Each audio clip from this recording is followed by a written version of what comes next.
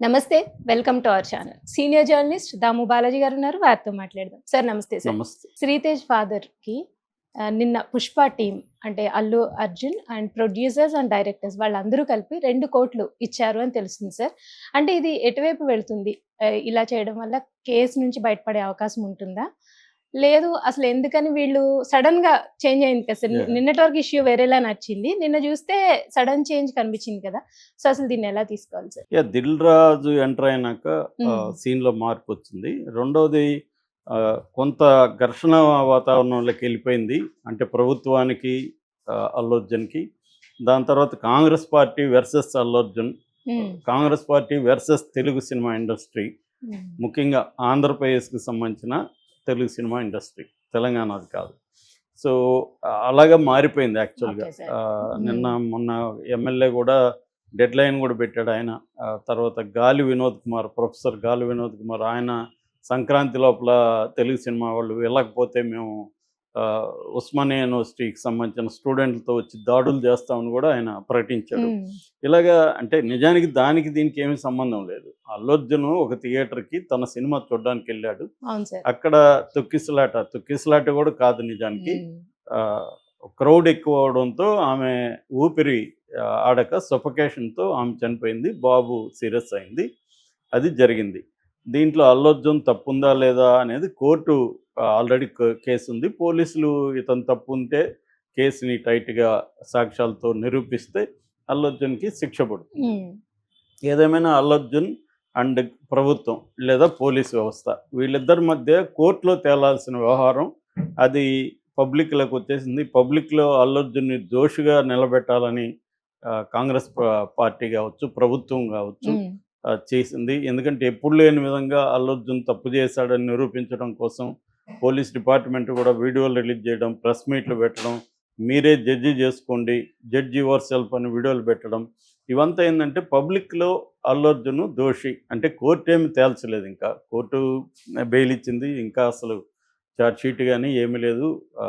Primary ఇన్వెస్టిగేషనే జరుగుతుంది. జరుగుతుంది. అవును సార్. అయినా కూడా అతన్ని తీర్పు ఇచ్చేసిన విధంగా దోషి హ్మ్. అన్న తేల్చేసే విధంగా ప్రభుత్వం గాని, సాక్షాత్తు రేవంత్ రెడ్డి అసెంబ్లీలో మాట్లాడిన పద్ధతి గాని, ఇవన్నీ చేయడంతో పాటు అతని క్యారెక్టర్ అసాసినేషన్ అంటే అతను ఎంత దుర్మార్గుడు, ఎంత క్రూయల్ ఫెలో హ్మ్. ఇవన్నీ గూడా చేయడానికి ఒక నెరేటివ్ కన్‌స్ట్రక్ట్ చేయడం. దీని తర్వాత అతన్ని ఆంధ్ర వాడిగా చిత్రీకరించి ఆంధ్ర వాళ్ళంతా వెళ్ళిపోవాలని చెప్పడం. సినిమా ఇండస్ట్రీ వాళ్ళంతా ఇన్‌సెన్సిటివ్‌గా ఉంటారని చెప్పడం. హ్మ్. ఇలాగ రకరకాల కథనాలు. దాని తర్వాత అసలు ఇతనికి సినిమా యాక్టింగే రాదని చెప్పడం.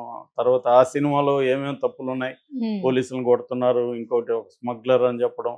ఇలా రకరకాల యాంగిల్స్ తీసుకుంది. అవును సార్. ఎప్పుడైనా నేను చాలా సార్లు చెప్పాను. ఒక యుద్ధంలాగా ప్రకటిస్తే, ఆ యుద్ధంలో ఇంకా ఈ ఆయుధాలే వాడాలనేది ఏమి హ్మ్.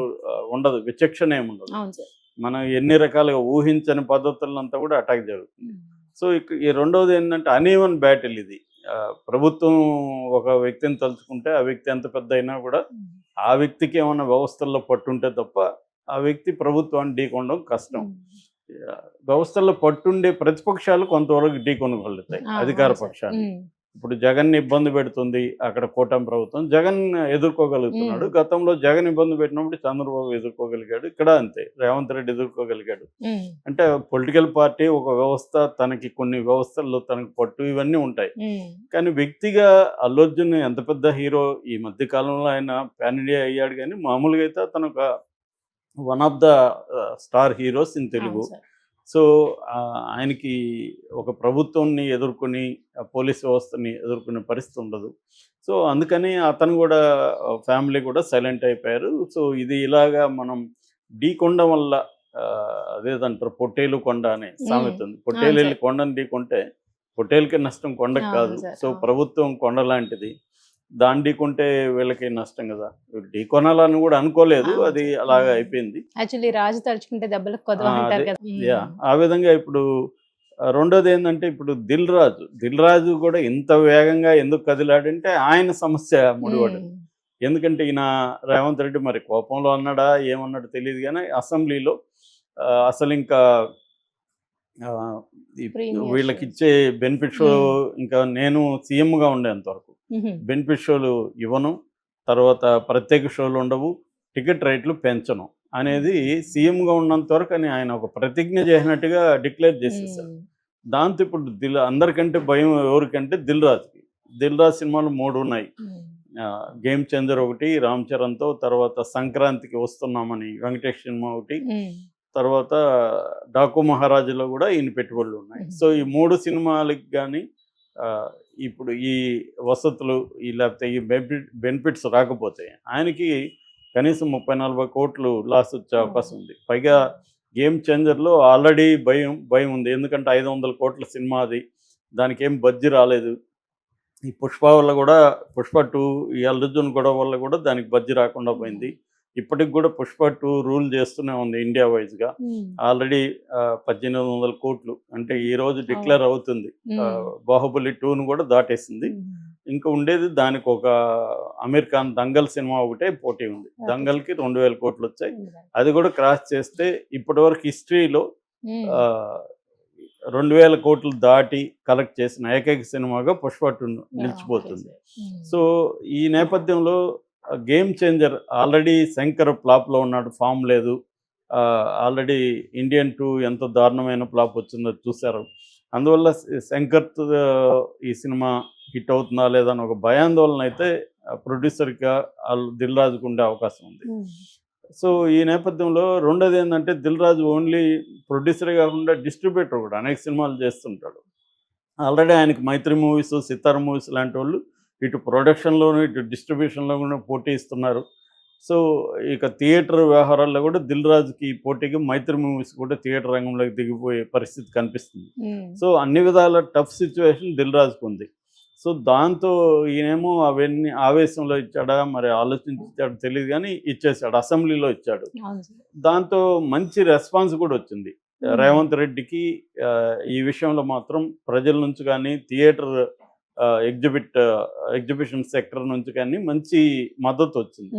అప్పుడు జగన్ వివాదం అయ్యాడు, ఇదే విధంగా టికెట్ రేట్ తగ్గించి. ఇక్కడ వివాదం అవ్వలేదు రేవంత్ రెడ్డి, ఎందుకంటే టికెట్ రేట్లు పెంచడం వల్ల పుష్ప 2కి చాలా నెగిటివ్గా వచ్చింది ఇక్కడ జనాల్లో. ఎందుకంటే మామూలుగానే 800-700 పెట్టి థియేటర్లోకి వెళ్ళి సినిమా చూసే, మామూలుగానే థియేటర్లోకి వెళ్ళి సినిమా చూడాలంటే మామూలు టికెట్స్ ఉన్నప్పుడే ఒక 2 వెళ్ళాలంటే 1000 రూపాయలు మినిమం అయిపోయే పరిస్థితి. ఎందుకంటే అక్కడ ఒక పాప్కార్న్ తీసుకుంటే 400-300 ఉంటుంది, ఒక కాఫీ తాగితే 300-400 ఉంటుంది. అటువంటి కాంటెక్స్ట్లో టికెట్లు ప్లస్ వెళ్ళిన తర్వాత అక్కడ ఏదో తిని తాకపోతే మళ్ళీ అదొక లోటు లాగా ఉంటుంది. ఫోమా అని చెప్పాను కదా, ఫియర్ ఆఫ్ మిస్సింగ్ అవుట్.